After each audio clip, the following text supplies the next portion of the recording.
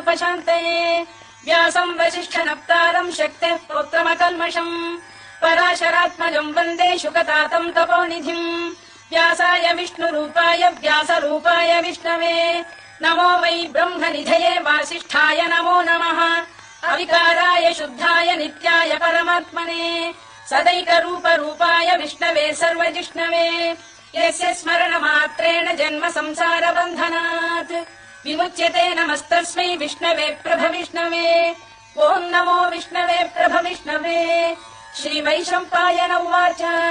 श्रुत्वा धर्मानशेषेण पावनानि च सर्वशः